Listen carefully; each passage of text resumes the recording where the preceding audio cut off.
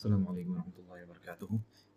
अल्लाह के फ़ज़ल से आज हम लोग स्टार्ट कर रहे हैं पार्ट नंबर 20th पार्ट में पहुंच गए हैं और 20th पार्ट पहुंच गए और फिर बुक के हम लोग अभी पेज नंबर 111 पे हैं और ये बुक थोड़ी सी लंबी है। और जो लास्ट में बात हो रही थी थोड़ा सा हम लोग उस पर बात कर लेते हैं, यानी कि मतलब अल्लाह ताला की प्रूफ के बारे में बात हो रही थी। अल्लाह ताला की उसके मतलब तुमसे पूछे कि अल्लाह कौन है, कैसे तुमने जाना, इसी इसी टॉपिक पर हम लोग डिस्कस कर रहे थे।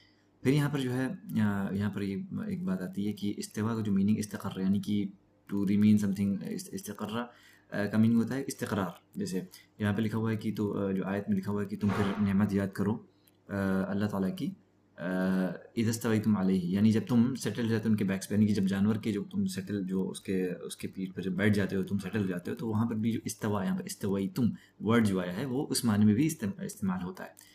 फिर यहाँ पर लिखा हुआ है कि इससे प्रूफ मिलता है कि इस्तिवा जो अल्लाह ताला का एक एट्रीब्यूट है। और फिर लिखा हुआ यहाँ पर क्वेश्चन लिखा हुआ है कि is his extension over the throne considered to be from those attributes that are permanent and continuous from the okay. यानी कि बहुत ज़रूरी है समझना कि कुछ जो एट्रीब्यूट अल्लाह ताला के परमानेंट होते हैं और कुछ एट्रीब्यूट ऐसे होते हैं, कुछ सिफ़ात अल्लाह ताला की ऐसी होती हैं जो अल्लाह ताला जब चाहता है वो करता है। फॉर एग्जांपल जैसे कलाम है, वो है जब अल्लाह ताला चाहता है तब वो होता है। तो फिर जो है यहाँ पर लिखा हुआ है कि ये ऐसा एट्रीब्यूट है जो बेसिकली परमानेंट नहीं है, लेकिन अल्लाह ताला जब चाहता है तब होता है। फॉर एग्जांपल इसकी जो दलील ये है कि मुस्तवा अल अर्श, यानी कि अल्लाह ताला फिर अर्श पे इस्तवा हुआ, यानी कि ये नहीं कि ये चीज़ परमानेंट थी, लेकिन अल्लाह ताला ने जब इस चीज़ को चाहा तो अल्लाह ताला ने किया। इसी तरह से फिर लिखा हुआ he created the heavens and the earth then he ascended, Allah ताला ने पहले जो है ज़मीन आसमान को बनाया, फिर वो अर्श पे असेंड किया, इस्तिवा किया। ठीक है, बिल्कुल क्लियर कट है ये चीज़ है। इसके बाद से फिर जो है यहाँ पर आते हैं थर्ड जो पॉइंट लिखा हुआ है, युग़शिल लैला वन्नहार यत्लुबुहु हसीसा वाली जो आयत है, लिखा हुआ है कि अल्लाह ताला जो है नाइट को कवर करता है डे में। फिर दूसरी उसमें भी आता है कि अल्लाह ताला जो है जो हम जैसे इंसान अल्लाह ताला की हम में कहता है कि आप जो हैं नाइट को डे में इंटर करते हैं और फिर जो है डे को नाइट में इंटर कराते हैं। तो लिखा हुआ है कि जैसे ही जब नाइट जो है रात जो है जब दिन में इंटर करती है, जब दाखिल होती है, तो पूरी दुनिया क्या हो जाती है, एकदम उसमें रोशनी नहीं रहती है, डार्क हो जाती है। इसी तरह से जब दिन जो है ना रात पे चढ़ता है तो क्या होता है कि जो पूरी दुनिया एकदम मुनीर हो जाती है, पूरी एकदम दुनिया एकदम चमकने लगती है। ये थर्ड प्रूफ है। फोर्थ प्रूफ पे आते हैं, फोर्थ पॉइंट पे आते हैं यतलुबु हसीसा, यानी कि which follows it with haste, यानी कि इसमें से सब जो है एक दूसरे को फॉलो करते हैं हेस्ट के साथ। यानी कि ऐसा देखा जाए तो जो नाइट है ना वो ओवरटेक नहीं करती है डे को, और डे ओवर नाइट को ओवरटेक नहीं करता, यानी कि एक सिर्फ फॉर्म में सब चीज़ें होती हैं। फिर यहाँ पर पाँचवा पॉइंट लिखा हुआ है कि वशम्स वल कमर वन नुजूम मुसख्खरात बिअमरी, यानी कि जो सूरज है, चाँद है, जो और जो सितारे हैं, ये अल्लाह ताला के कमांड पे सबसर्विएंट है।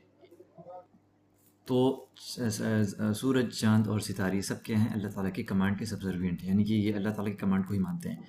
और फिर यहाँ पर जो है मौलिफ यानी ऑथर कहते हैं कि हमने जो है इस बारे में डिस्कस कर चुके हैं कि जो विजडम क्या है अल्लाह ताला की, ये जो क्रिएशन है, अल्लाह का सन मून, सारी चीज़ें हैं कि अल्लाह ताला ने इन सब चीज़ों को क्यों बनाया है।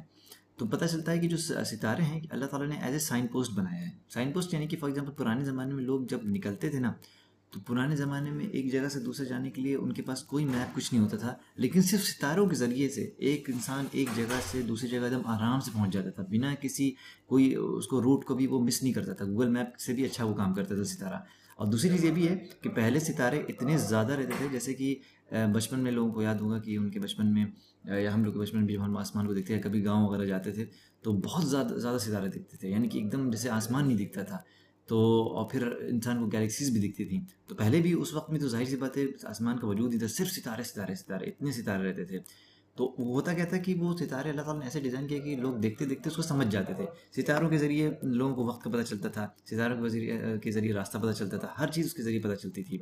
और इसी सितारे का लोग गलत इस्तेमाल भी करते थे, जो लोग नुजूम या कहना या इस सब में वो एस्ट्रोलॉजिस्ट जो होते थे वो भी ऐसे करते थे। तो वही अल्लाह ताला ने बताया कि इन सितारों को अल्लाह ताला ने क्या बनाया है, एज ए जो डायरेक्शन के लिए इस्तेमाल होता है, और खूबसूरती है इस पूरे आसमान के लिए खूबसूरती है। और यही सितारे जो हैं उन शैतान को भी इन सितारे शैतान को मारते हैं। यानी कि जब शैतान जब जाता है ऊपर और वो सुनने जाता है कि क्या बात चल रही, चलो हम उससे कुछ छीन के मतलब नीचे बताएं लगे, तो फ़ौरन उस पर हमला कर दिया जाता है ताकि वो बात को ना सुन सके। ठीक है, तो इंशाल्लाह अब यहाँ से पेज नंबर 113 से काशिफ स्टार्ट करेंगे। तो इंशाल्लाह फिर यहाँ से हम लोग कंटिन्यू करेंगे। क्रिएशन जो है खलकत है, और जो कमांड जो होता है ऑब्वियसली वो सिर्फ और सिर्फ अल्लाह के लिए, लोने की क्रिएट भी अल्लाह ही कर सकता है, और कमांड देना भी अल्लाह का ही काम है और अल्लाह के ही कंट्रोल में, जब अल्लाह की मर्जी होती है अल्लाह ताला करते हैं। Creation is is alone and no one has share of this and he has the possessor of it all. मतलब ये कि जो भी खलकत है, जो भी क्रिएशन है, वो सिर्फ इस अल्लाह ताला का इकलौता है। अल्लाह ताला ही उसको क्रिएट करते हैं और सबका सब अल्लाह ताला के ही कंट्रोल में है। ठीक है, अब उसके बाद अगला point, commandment is his alone. इसका मतलब हुआ कि the command is his alone, both legislative और यूनिवर्सल। कहने का मतलब कि जो कानून कुछ सेट किया गया है वो भी कमांड भी, और जो पूरे यूनिवर्स का जो निजाम है वो भी, दोनों का दोनों जो है वो अल्लाह ताला के ही। लेजिस्लेटिव कमांड का दराजा तुम कमांड और the message, message in the sense जो अल्लाह ने अपने नबियों के जरिए इंसानियत के लिए भेजा कि एक अल्लाह की इबादत करना, इस तरह से नमाज पढ़ना, ऐसे हज करना, एक्सवाइजेड चीजें। और यूनिवर्सल कमांड का मतलब हो गया कि जो भी पूरे यूनिवर्स का जो निजाम है, कि सूरज ऐसे डूबता है और चांद ऐसे निकलता है, चांद की जो बोरोड लाइट है, सूरज की अपनी रोशनी, ये सब सारी चीजें। ठीक है, उसके बाद तबारकल्लाह exalted is Allah the lord of all creation. ये ऑब्वियस सी बात है कि अल्लाह ताला जो है सारी क्रिएशन का जो मालिक है। The most high praises himself in the sentence, ये अल्लाह ताला ने अपनी तारीफ की है कुरान में। उसके बाद बरका linguistically is when something increases and grows. बरका का सीधा सीधा मतलब होता है, या और थोड़ा हम लोग मतलब अपने टर्म में समझे तो बरकत जिसको लोग बोल देते हैं, इसका मतलब होता है लिंग्विस्टिकली कोई चीज जब वो बढ़ जाती है या उस चीज में इजाफा हो जाता है। तबारकल्लाह मीन्स अल्लाह ताला की तारीफ करना, क्योंकि अल्लाह ताला he is perfect from every angle. हर एक जो चीज है, पॉइंट है, उस तरह उस पॉइंट ऑफ व्यू से अल्लाह ताला जो है वो परफेक्ट है। वर्ब जो है तबारका does not appear except in the past tense and it is only used for Allah. It is permissible to supplicate to Allah for a person that they be blessed and how is this done. मतलब कि तबारका जो है ये सिवाय past के और किसी tense में नहीं आएगा और ये सिर्फ अल्लाह के लिए यूज होता है। ठीक है, अब अगला सवाल होता है कि क्या ये परमिसिबल है कि हम अल्लाह ताला से क्या कहते हैं दुआ करें किसी शख्स के लिए, that they be blessed and, मतलब कि क्या कहते हैं वो ब्लेस्ड हो, उनके उनके चीजों में बरकत हो। बट ये होगा कैसे? तब उसके नीचे जो जवाब दिया हुआ आंसर स्क्रॉल करना। हाँ, तो इट इज अलाउ, मतलब ये अलाउबल है कि आप सप्लिकेशन कर सकते हैं किसी शख्स के लिए कि अल्लाह ताला जो दैट दे बी ब्लेस्ड, और उनको अल्लाह ताला ब्लेस करे। Correct way to do this is to say बारक अल्लाहु लका। ठीक है, जिसका मतलब मे अल्लाह बेस्ट यू। ठीक है, बारक अल्लाहु लका कहना चाहिए, या फिर बारक अल्लाहु अलैका, या हादल अम्र मुबारक। मतलब ये अलग अलग तरीका है कहने का। मीनिंग वही होगा कि अल्लाह ताला जो है तुम्हारी चीजों में, तुम्हारे अफेयर में, तुम्हारे काम में बरकत करे। Expression that is common upon the tongues of the general people is Mabruk ala fulan, may so and so be knelt upon. This is a blatant mistake. ये मबरूक अला फुलान जो वहां पे जो स्टेटमेंट ये लिखा हुआ था, मतलब हम लोग के लिए इतना कॉमन नहीं है, बट मे बी अरब्स में ये चीज चलती होगी।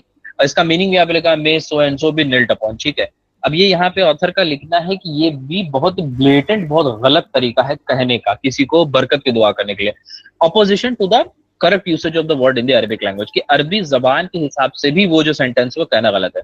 मबरूक जो है एक वर्ब है जो कि कहाँ से है, बरका से आया है, और मुबारक जो है वो भी तुम्हारा कहाँ से आया, वो बारका से। ये देखो दोनों में फर्क है, एक है बरका, एक है बारका। ठीक है, दोनों में फर्क है। अगर कोई ऑब्जर्व करे तो मबरूक जो है वो बरका से आया है, एक ए है यहाँ पे। मुबारक जो है वो बारका से आया हुआ है।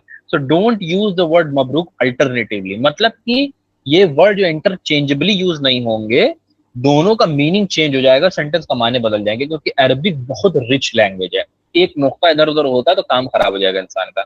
Use Mubarak because it comes from बरका एज वी स्टेटेड। ठीक है, ये अभी पता चल गया। अगला कह सकते हैं कि common people don't intend by that saying कि मबरूक अलैहि to supplicate that this person be knelt upon, but this expression is incorrect.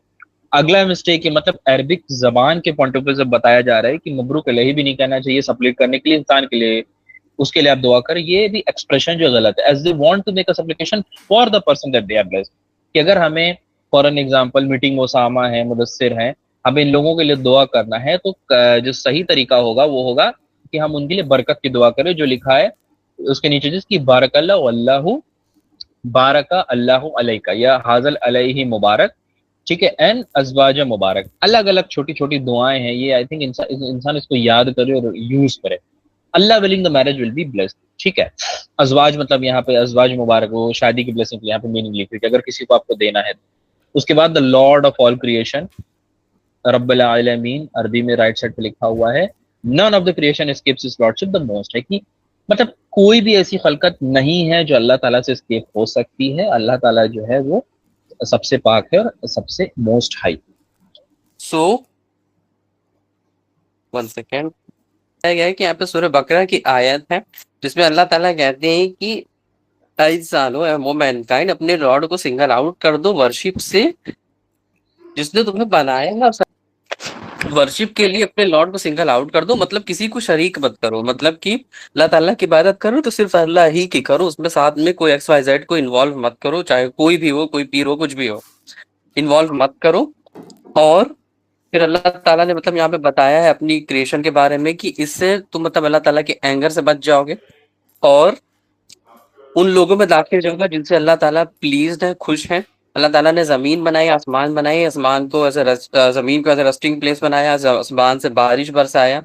तो उस चीज को देखो, गौर फिक्र करो और सिर्फ अल्लाह की ही इबादत करो, क्योंकि अल्लाह ताला के सिवा कोई और दूसरा इबादत के लायक नहीं है और अल्लाह ताला के अलावा कोई इबादत मतलब इन्वॉल्व ना करो तो बेहतर है। फिर उसके बाद यहाँ पे बताया कि अगले वर्ष में कि वो वही सेम चीज को मतलब और डिटेल में एक्सप्लेन किया गया। तो सबसे पहली आया था वो मैनकाइंड या नास सिंगल आउट के लॉर्ड विद ऑल वर्शिप। तो यहाँ पे स्कॉलर बताते हैं, तफसीर में स्पेशलाइज करते हैं कि नास का मतलब है प्रूव दैट कि रसूलुल्लाह सल्लल्लाहु अलैहि वसल्लम इज फॉर ऑल मैनकाइंड। अब यहाँ पे खाली मान लो फॉर एग्जांपल जैसे बनी इसराइल का या किसी और कौम का एग्जांपल लेंगे तो हर एक नबी मतलब स्पेसिफिक टर्म के लिए स्पेसिफिक लोग के लिए आते थे, लेकिन हम लोग को मालूम है पहले से कि नबी सल्लल्लाहु अलैहि वसल्लम सबके लिए आए हैं। तो यहाँ पे अगर स्पेसिफिकली किसी एक कौम के लिए होते तो यहाँ पे उनका नाम होता। यहाँ पे नास लिखा है मतलब सारे लोग, ऑल मैनकाइंड। तो यही यहाँ पे मतलब स्कॉलर लोग ने बताया है कि नास मतलब नबी सबके लिए आए थे और सबकी बात हो रही है यहाँ पे। फिर उसके बाद दूसरी चीज है कि नास में इंसान भी आ जाएंगे, जिन भी आ जाएंगे, जिन्नात भी मतलब उसमें इंक्लूडेड है। फिर आई थिंक इतना ही है क्या। फिर उसके बाद बताया गया अल नास मतलब अलिफ लाम, तो this is referring from the something already same चीज कि सारी चीजों के लिए, सबके लिए, नबी सल्लल्लाहु अलैहि वसल्लम सबके लिए थे, सारी उम्मत के लिए, सारे इंसानियत, सारे जिन्नात के लिए। तो मेरा यही तक था, अब इंशाल्लाह इसके आगे जिसका है वो कंटिन्यू कर ले।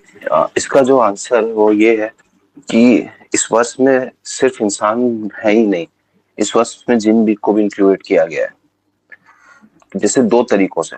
फर्स्ट क्या है, जो अरबिक लैंग्वेज है उसके हिसाब से जो अन्नास होता है उसका रूट वर्ड जो है वो नवास है, जिसका मतलब होता है ज्यादा मूवमेंट या एक्टिविटी करने वाली चीज कोई भी। इसलिए जहां भी बहुत ज्यादा आप एक्टिविटी देखोगे वहां पे नवास कहते हैं। इसका मतलब कि जो नास जो है वो सिर्फ इंसानों तक लिमिटेड नहीं है, हर एक मखलूकात जो एक्टिव है, जो एक्टिविटी करती है, जिसमें जिन भी इंक्लूडेड है वो सब नास में आते हैं। और इसका जो वो है दलील जो है ये क्या है, अब्दुल्ला इब्न मसूद रज़ियल्लाहु से कहते हैं, सही बुखारी की हदीस है कि मोहम्मद सल्लल्लाहु अलैहि वसल्लम ने बोला कि एक सेकंड हाँ नीचे तो बारे में जो लोग जिनकी इबादत करते थे और वो जिन भी फिर बाद में इस्लाम लेके आ गए। अब जो कुछ पॉइंट है जिसमें अल्लाह ताला ने बोला कि तुम सिर्फ और सिर्फ अपने रब की इबादत करो, और अल्लाह कुछ और फर्ज क्या उसमें तुम्हें और तुम से पहले वालों को, क्या है वर्ष जिसने तुम्हें और तुमसे पहले वालों को पैदा किया। मतलब अल्लाह क्रिएटर, इस बात को उस वक्त के लोग कुरैश मानते, सब लोग मानता था उस वक्त जो बोला था बोला कि इनसे पूछोगे तुम कि सूरज किसने बनाया, चांद किसने बनाया, तो ये बोलेंगे अल्लाह ने। तो वो लोग कुरैश जो थे वो लोग भी मानते थे कि अल्लाह ताला क्रिएटर ही है। और दूसरा वर्ष क्या है जो बोलता है कि जो जमीन को अल्लाह ताला ने जमीन जो है उसको तुम्हारे आराम की जगह बना दी।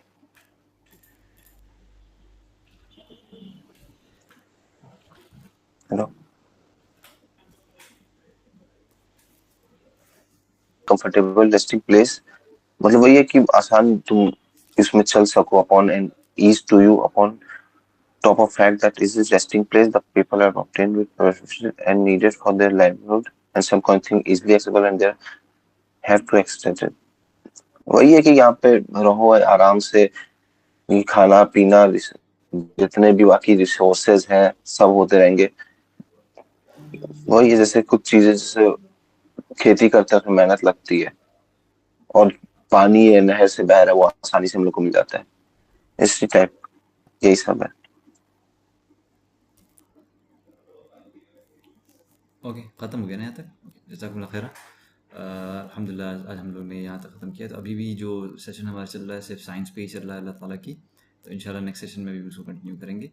और इसके में अभी इसके बाद जब कहाँ तक चलेगा ये हम लोग देख लेते हैं इसको। तो अभी थोड़ा सा ये लंबा सेशन इंशाल्लाह चलेगा, फिर उसके बाद से नया टॉपिक स्टार्ट होगा इस जगह से, ठीक है?